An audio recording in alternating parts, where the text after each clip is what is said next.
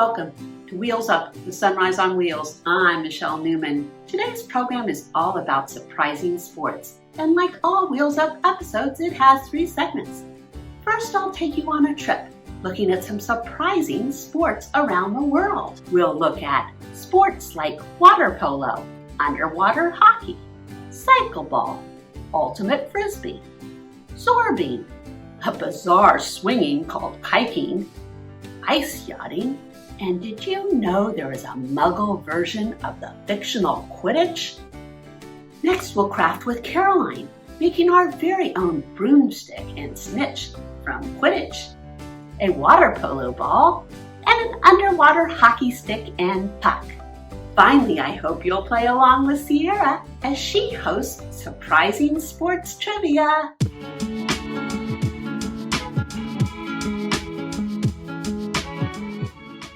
Millions all around the world enjoy watching and playing soccer, football, baseball, tennis, and basketball.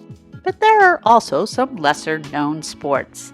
Today I want to take you on a trip looking at a few of my favorites. Have you ever heard of a sport that combines swimming, basketball, soccer, handball, and wrestling? Water polo is one of the only ball sports played in a swimming pool. It was originally played in rivers and lakes in England and Scotland and was known then as water rugby. Water polo combines the speed of swimming with the strength of wrestling and strategy of soccer and basketball. Among the oldest Olympic team sport for men and the newest for women, Olympic water polo players are some of the best conditioned athletes on the planet. A match is divided into 4 periods. Each is 8 minutes long. Each team has 6 field players and 1 goalkeeper. Players can move the ball by throwing it to a teammate or swimming while pushing the ball in front of them. They can only hold the ball with one hand, other than the goalkeeper, who can use both. Oh, and did I mention there is a shot clock? So each team only has about 30 seconds to score. If they fail to do so, possession passes to the other team. Another thing, players cannot touch the bottom of the pool. Instead, all must stay upright by treading water. Players use a special technique called the egg beater. Each leg makes large circles towards each other, with thighs bent like sitting in a chair. This allows the player to keep their head and shoulders above water while passing, defending, and shooting without touching the ground. If this doesn't sound hard enough, the defending team is there to try to prevent shooting and to steal the ball. Physical contact is the norm, with much wrestling occurring under the water, and minor fouls occur frequently, keeping the referee busy. Major fouls for over-aggressive play result in a 20-second ejection. This leaves one team with 1 fewer player. It looks very difficult. What do you think? While you may be familiar with ice and field versions of hockey, can you imagine it under 13 feet of water? Originally known as octopus, underwater hockey was invented in Great Britain in 1954 to help train divers and British commandos. Played with 6 players on each team, opponents dash for a weighted puck and move it along the bottom of the pool towards an open-ended goal that is about 9 feet wide. Remember, this is on the bottom of the pool, so you definitely have to come up for air. The game consists of 2 15-minute halves. There are no goalies. Each side uses teamwork and formations to defend and score. It is a no-contact sport in which pulling and grabbing are not allowed. Players wear large fins and a snorkel mask while carrying a small, usually black or white stick in a thickly gloved hand. A nice touch is that new players are often given neon orange sticks, which translate into "be nice." Allow the new player to score, figure out how the game works. I like it. It's important to be both a strong swimmer and be able to hold your breath for long periods. It's now played in more than 40 countries, and there are even international competitions. It's popular in New Zealand, Great Britain, France, Australia, and South Africa. Looks like fun. What do you think? Okay, so you've probably heard of soccer and you've probably heard of bicycling, but what about cycle ball? The game, otherwise known as radball, is like soccer played on bicycles. The sport can be played both indoors and outdoors. The field is about half the size of a basketball court, and is usually surrounded by a barrier to keep the ball in play. There is a goalpost on both ends. A match is played in 2 20-minute periods.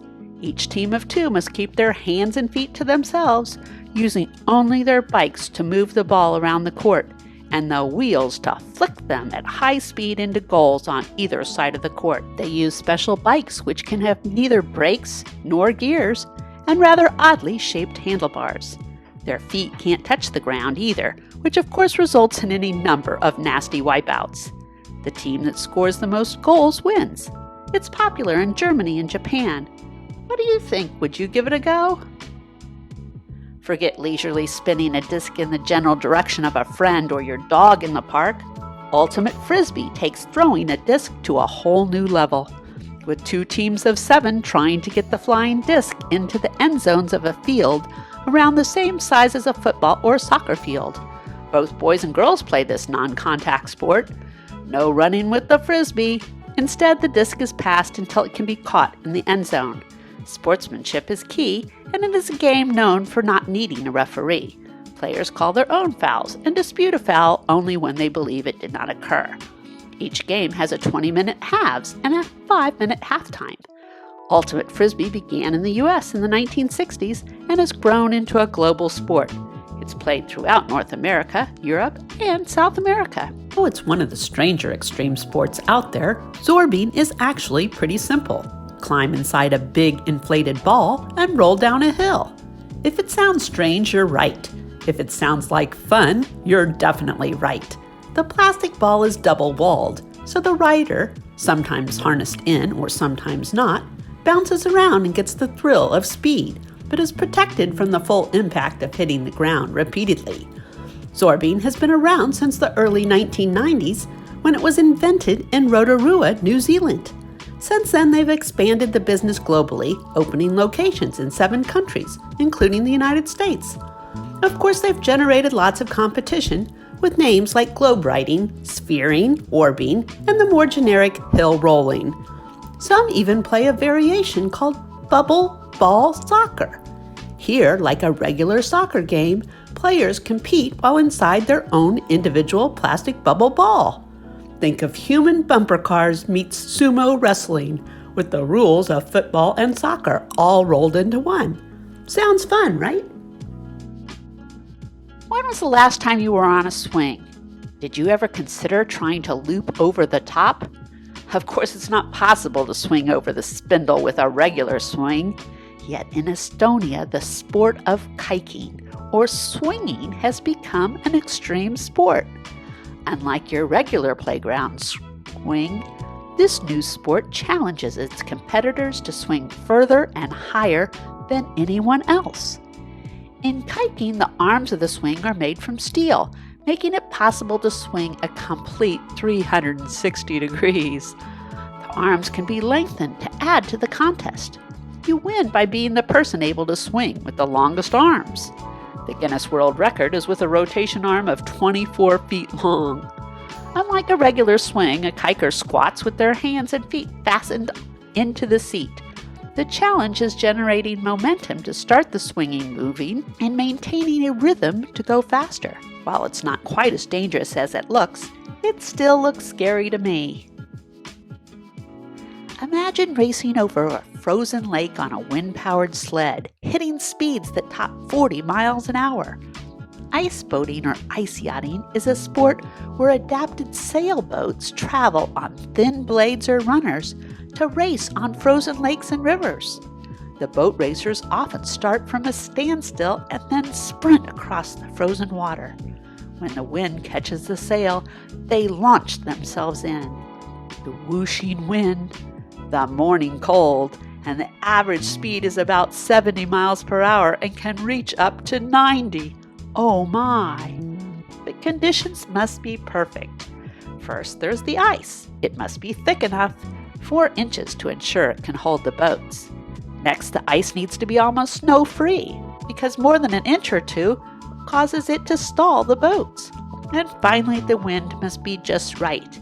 A 30-mile-an-hour wind is about the upper limit of what the boats can withstand, and below 3 miles an hour, it's hardly worthwhile to try to coax the boat around a race course. A typical ice yachting course is about 15 to 20 miles long with several turns. The sport is currently popular in the United States and Canada, and to some extent in the Netherlands and Finland. Our last and final sport comes straight out of the Harry Potter books and movies, Quidditch, a fictional sport played by wizards and witches. In the Harry Potter world, players fly on broomsticks and try to catch the winged golden snitch. Doesn't that sound like fun? In 2005, students at Middlebury College adapted the sport so that it could be played by us muggles. Quidditch resembles a combination of basketball and rugby, with some elements of hockey, dodgeball, and flag football. The sport is played in hundreds of colleges, dozens of high schools, and there are many international teams. The goal of Quidditch is for a team to score more points than their opponent by the time the golden snitch is caught. Matches often run about 30 minutes, but vary in length due to the unpredictable nature of the snitch catch. Each team of 7 includes 3 chasers, 1 keeper, and 2 beaters. Teams must have a combination of both boys and girls. And don't forget, players must keep a broom, sometimes substituted by a pipe, between their legs. No easy task to jump, run, weave, and dodge while keeping a broom between your legs. If your broom falls, you must race back and touch your goal to continue playing. There are 3 hoops of varying lengths on each end of the field, and 10 points are awarded for tossing a deflated volleyball, called a quaffle, through any of the 3 hula hoops. Sounds easy, but here's another twist. The other team can knock you off by throwing 3 dodgeballs known as bludgers. If hit, the player must drop the quaffle and race back to their own goal before they can resume play.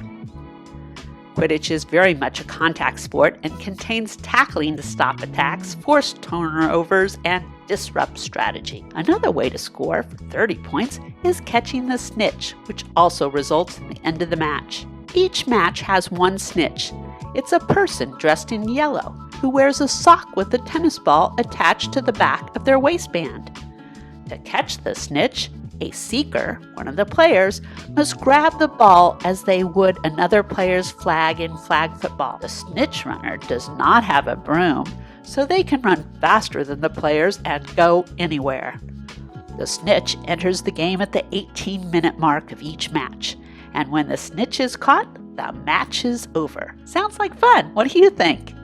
Well, our adventure into the world of unusual sports must come to an end. Which one was your favorite? I look forward to seeing you next time.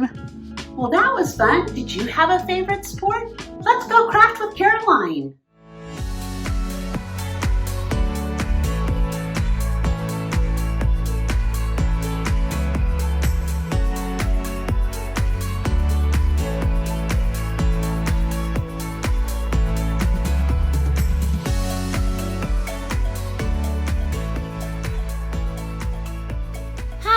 My name is Caroline, and I'm so excited to do arts and crafts with you today. Today's video is all about surprising sports. So today, we're going to make a Quidditch craft, a water polo craft, and an underwater hockey craft that's also called Octopush. I hope you have fun! First, we are going to make the Quidditch craft. So what you will need is some yellow paper, some black paper, and if you don't have these colors, you can use white paper and color it, glue, scissors, and something to draw your broom and the golden snitch with, so you can use a pencil. So first, I'm going to draw my broomstick. So I'm just using a white crayon so that you can see it, but you can use a pencil or a marker to draw it. I'm going to start at the top of my paper and draw a line down, and then at the end, I'm going to go outwards like a broom.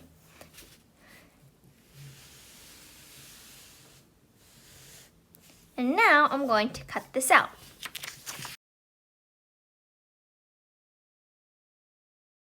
So now that I have my broom cut out, I'm going to make the bottom look more like a broom, and I'm going to cut some fringe. I couldn't believe that Quidditch was a real sport because I know it from the movie Harry Potter. And in Harry Potter, they ride on their broomsticks while they're flying. And in real Quidditch, you go on a broomstick and run with it. And some colleges even have it as a real sport. And I couldn't believe that. I had to look it up. And I watched a video on how to play Quidditch. And it was really cool. Okay, so now I have my broom, and now we're going to make the golden snitch. So the golden snitch is very important in Quidditch because if you catch it, you win the whole game. So I'm going to use my yellow paper and draw a circle like this. And then it has two little wings on top. So it goes like that, and then another one on the other side.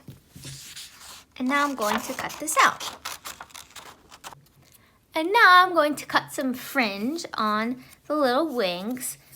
And in the movie Harry Potter, the golden snitch actually flies in the air. But in real Quidditch that's played in real life, the golden snitch is attached by Velcro to the person. Okay, so now I have my golden snitch, and I'm going to add it onto the top of my broom.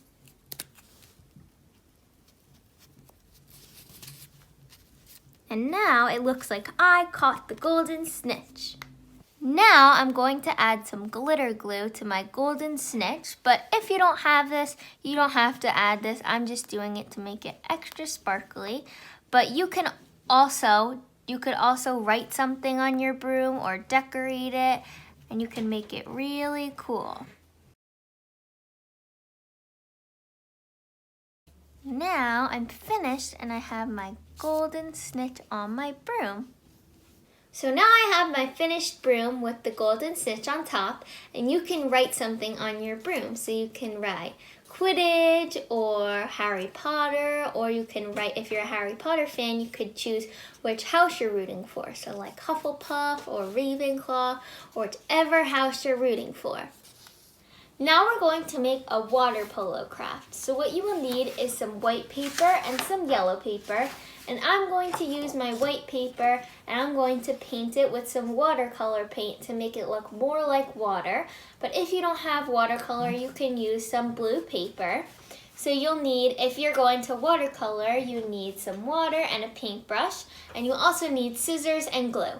First, I'm going to make the ball. So I'm going to use my yellow paper and cut out a circle. And water polo is super hard because you have to tread water the whole time. You can't let your feet touch the floor. So it's super hard, but I think it's fun because I love the pool. And now I'm going to draw some lines on the ball so that it looks more realistic. And I'm going to use a black crayon. So I'm going to draw some lines, and it almost looks like a volleyball. So I'm going to draw two lines there. Then there's a line like this. Then another one here, here, and one more. Then it goes like that across, and then up, and then two lines here, like that. Now I'm going to make the little puddle of water that the ball is going to go in. So I'm going to make my puddle like this so that it's like a random shape like that. But you can also use your whole paper so that it's like a pool, or you can make it however you want. You can make a big puddle or a little puddle, however you want to make it. So now I'm going to cut this out, and then I'm going to paint it with my watercolors so that it looks like water. And before I paint my puddle, I'm going to glue on the ball so that it sticks, because if it's wet, it might not stick. So I'm going to fold this backwards, then I'm going to put some glue over here. And now I'm going to stick it in the middle, like that, so it stands up. And now I'm going to paint my puddle so that it looks like water. So I'm going to use some blue watercolor paint and fill it in.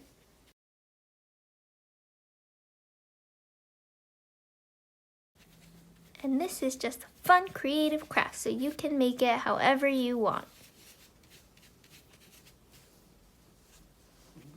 A little water splashed on my ball, but if you want, you can, before you paint it, you can draw something in crayon or write a word, like you can write water polo or whatever you want, and then you can go over it with your watercolor and the wax will resist the paint and it'll stay. So if you put crayon underneath, you'll still be able to see what you drew or wrote.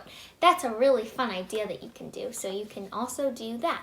But this is my finished one. Now we are going to make the underwater hockey craft. So what you will need is some paper and something to draw with, and if you want to color, you can use some crayons or markers. And you will also need some scissors. So to make my hockey stick, I'm going to draw a line down like this, and then like that, and back around, and then back up again. And I'm making my hockey stick pretty big, but in real life, they're kind of small. They're smaller than a regular hockey stick.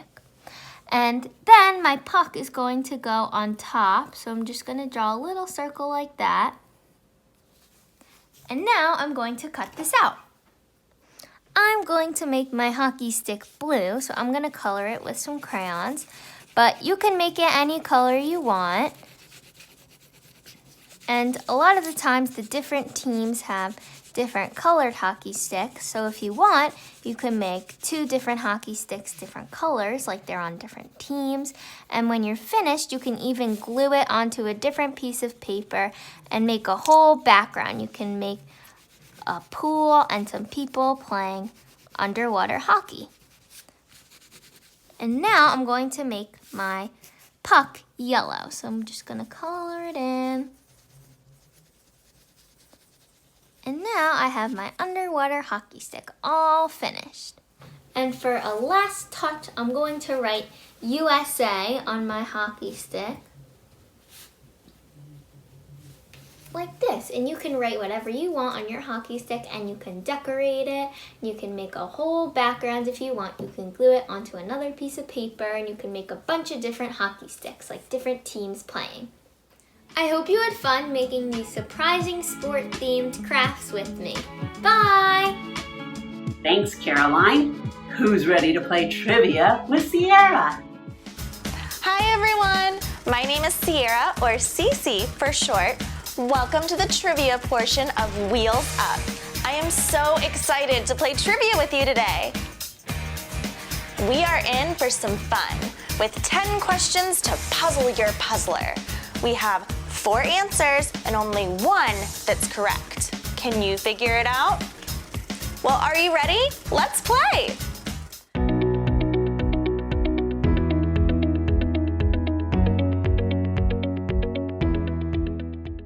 Welcome to Surprising Sports Trivia with Wheels Up and Sunrise on Wheels. Question number 1. What technique do water polo players use to tread water? Is it called A, egg beater, B, whisk, C, backstroke, or D, waddle? Like a cake, egg beater is correct. Question number 2. What was underwater hockey originally called?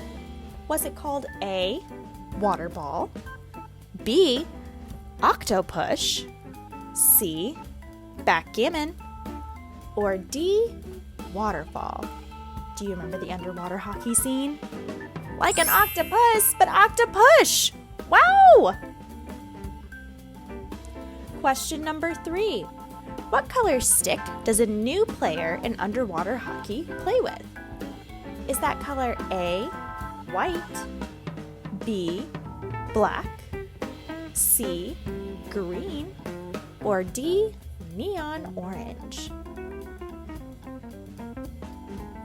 That one was a little easy, wasn't it? You're right, it's neon orange. Question number 4. What do you use to score goals in cycle ball? A, your feet, B, your hands, C, the wheels of the bike, or D, your head? The correct answer is C, the wheels of the bike. Question number 5. Which of these sports does not have a referee? Is it A, water polo, B, basketball, C, ultimate frisbee, or D, cycle ball? Which of these does not have a referee?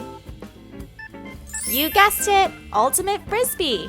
That game is crazy. Question number 6. In Quidditch, how many points are awarded for throwing the quaffle through the hoop? A, 1 point, B, 10 points, C, 20 points, or D, 30 points? According to the world of Harry Potter, you get 10 points. Question number 7.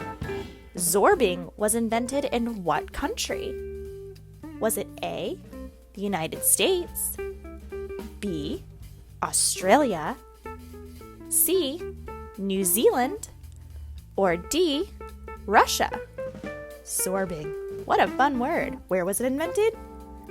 New Zealand! Ding, ding, ding! Question number 8.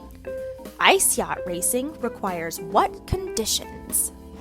A, thick ice, B, not too much snow, C, just the right amount of wind, or D, all of the above?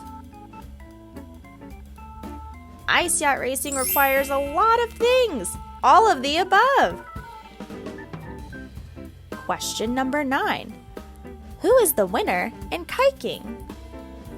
A, the first person to rotate around, B, the person who swings for the longest time, C, the person who can swing with the longest arms, or D, the person who can jump off the swing first? Wow! C was correct! Can you believe it? Kiting looks so extreme! And final question number 10. In Quidditch, the game is over when what is caught? Is it A, the quaffle, B, the snitch, C, the bludger, or D, the seeker? I'll give you a hint. It's golden. You guessed it, the golden snitch. Great job! Thank you so much for playing trivia with me today. We'll see you next time. Wow, you did such a good job. Thank you for playing trivia with me today. I look forward to playing with you again soon. Bye! Thanks, Ciera, and thank you for watching. If you'd like to watch more Wheels Up episodes, you can find us on YouTube at Sunrise Association. Wheels Up has its own playlist. Or download our app at Sunrise Studios. I look forward to seeing you next time.